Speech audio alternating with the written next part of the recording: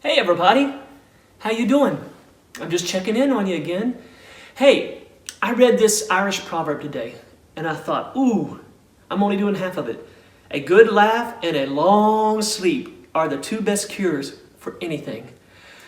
Well, I've caught up on my sleep these last few weeks, thank you very much, but I haven't been laughing. There's not been much to laugh at. So I thought, you know what? The proverb is right, and so is the scriptures. Proverbs 17 says, a merry heart doth good like a medicine.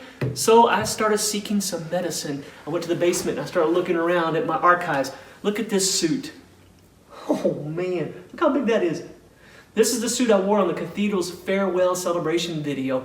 Matter of fact, I have kept all my suits that I've ever recorded videos in with signature sound in the cathedrals. And then over in the corner, look at this. Do you remember these? A VHS tape. Yeah. So I had this digitized. 1994, Big Springs, Texas, the cathedrals. So it's just a typical concert. The audio, the video is not very good. But I sat and I laughed like I've never laughed before. And I thought you could use some good medicine. So I edited out all the singing. There's a lot of singing out there on YouTube with cathedrals. But this is just George at his best, making people laugh. Are you ready for your medicine? Glen's wife walked in the house the other day and she said, honey, I think there's water in the carburetor. And Glen said, water in the carburetor? Said, you don't know the carburetor from the steering wheel. Said, where's the car? She said, in the swimming pool.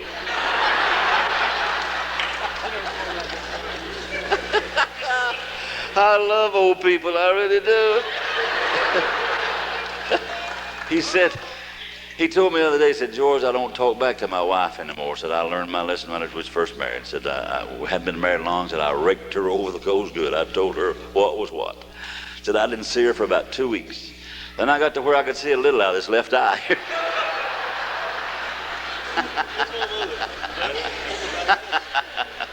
I got to tell you one more thing. You don't have to.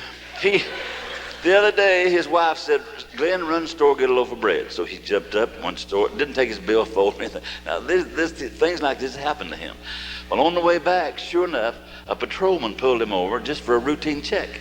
Glen didn't have a driver's license, didn't have any kind of identification. And he talked to the patrolman. Finally, the patrolman said, sir, do you have any ID? And Glen said, about what?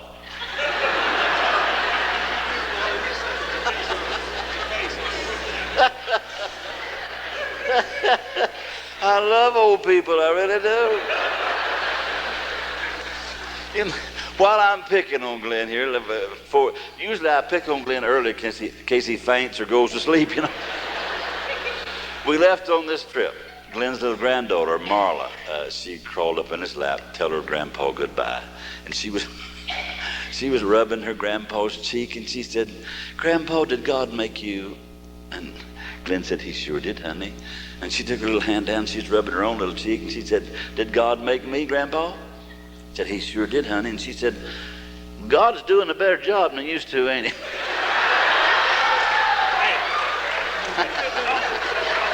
Get away.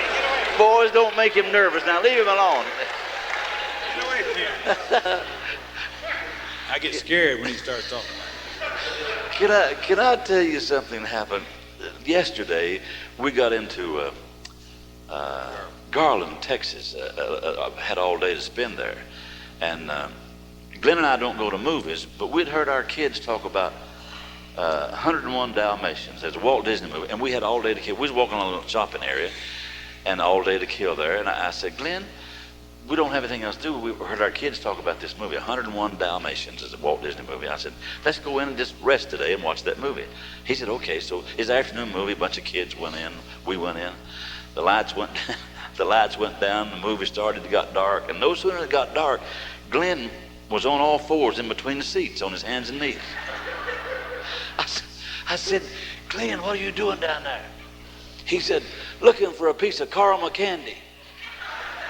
I said, Glen, you don't want it after it's been on the floor. He said, my teeth are in it.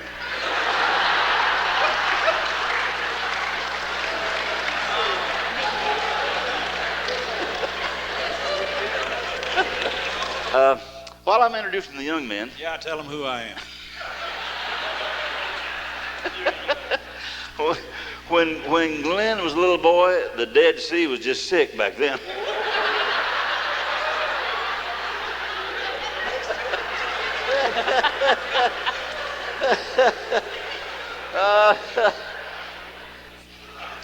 Well, every time I look around at Glen and I think about something. Every time I look around at you, I think of something too.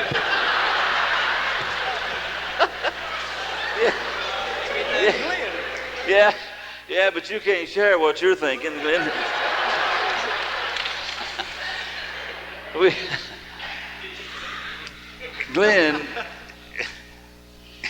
Glen's wife bought a parrot here about 3 years ago.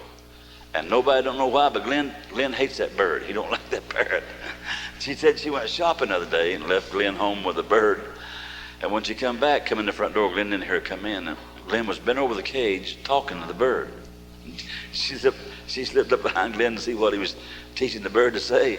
And he was teaching the bird to say, "Here, kitty, kitty, kitty, kitty."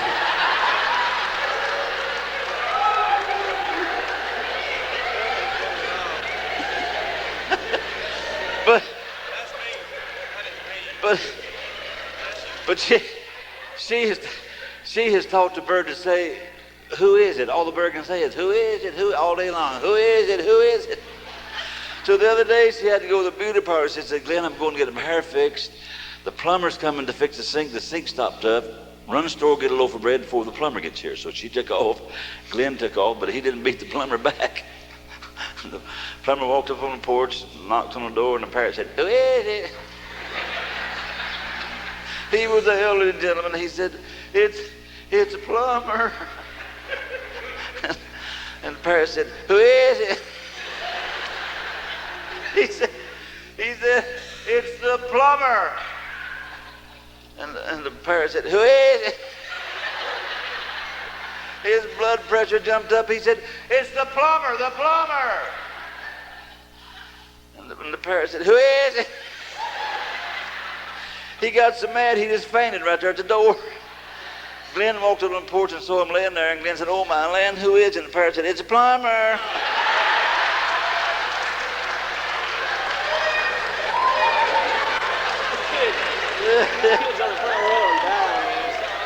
Oh dear.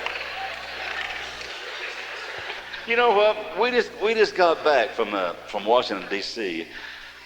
They invited us to sing for the National Religious Broadcasters. They had never had a group like ours before. They had people like George Beverly Shea, Sandy Patty, Larnell Harris, soloists like that, but they'd never had a quartet. And we were quite honored that they asked us. But in Washington, what we're talking about, they, for our hotel reservations, they put us up in the Watergate Hotel. We've been talking about it. That night going to bed, Glen and I was in the same room. I was already in my bed, and Glen's fixing to go to bed. I was teasing Glen. I said, "Glen, wonder if his room's bugged." He said, "I don't know. I'll find out." I was joking. He crawled out of bed.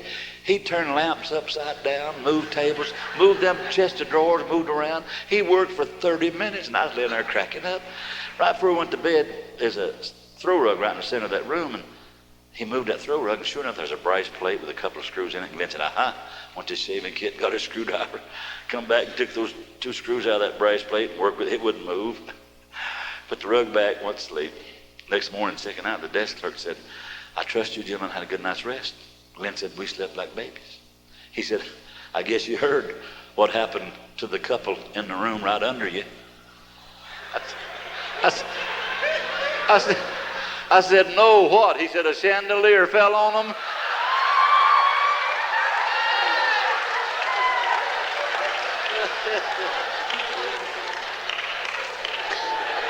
I love old people, I really do. Let me tell you something. Glen, I was having a cup of coffee the other day. One morning we was home. I had a cup of coffee, and I pulled back my curtain and looked out the window, and here come Glen jogging by my house. And it just surprised. I had never even seen him walk fast before, you know. And I told my wife, I said, "Clara, come here and look, Glen's jogging." Well, that day at noon, he come back again.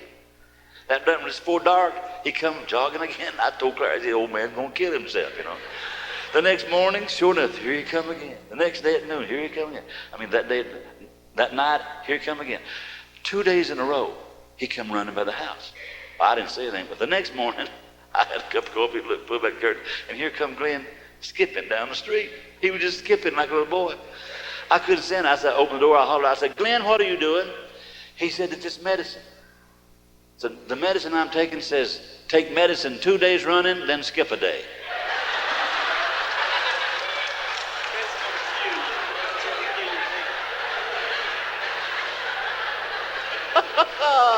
I love old people, I really do. Can I tell, we used the house.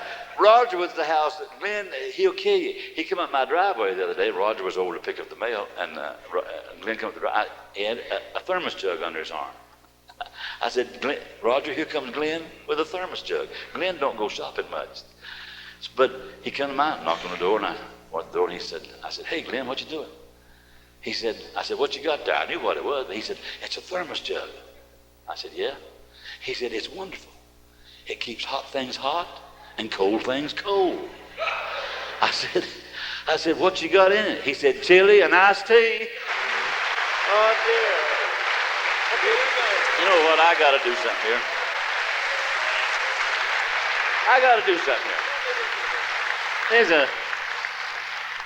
There's just a neat bunch of young people here, and there's some on the front row here. Hey, what's your name? Justin. How old are you? 13. 13. What's your name? Kevin. Kevin, how old are you? 12. 12. What's your name? I'm Jason. Jason, you're good looking. How old are you? 16. How old are you? Jason, 14. 14. Oh, here's some beautiful girls. Hey, baby. What is your name? Allison. Allison, how old are you? She don't know? What's your name? Angela. How old are you? 5. 5. I'll be 6 tomorrow. Hey, babe. What is your name, honey? Patty. How old are you, dear? 11. Let me get one more young man back. What's your name, babe? Nathan. How old are you? 7. Are you married? No. He said, no. I'm going to do, some of you have been looking at us like we're a bunch of nuts. I'm going to do something to prove it. My dad worked up in the hills of North Carolina, and he came home on Friday afternoon when I was about 6 or 7 years old. And my dad, when I'd hear him coming a long time before I seen him because he drove an A model, and I could hear that A model coming. He'd come in, pick me up in his arm, and he'd sing this song for me, like this. He'd say, oh, my name is Ticklish Reuben from way down in old Vermont.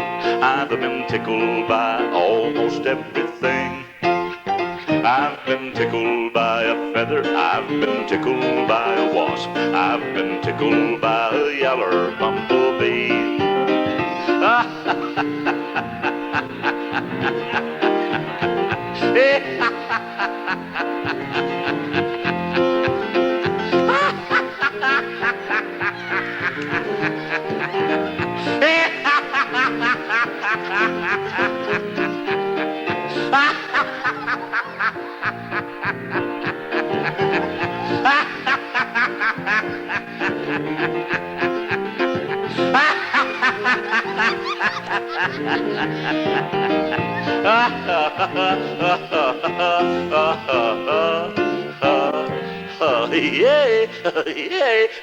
That's all, honey. She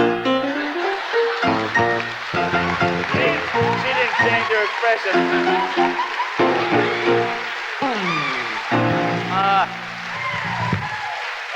Bless you, huh?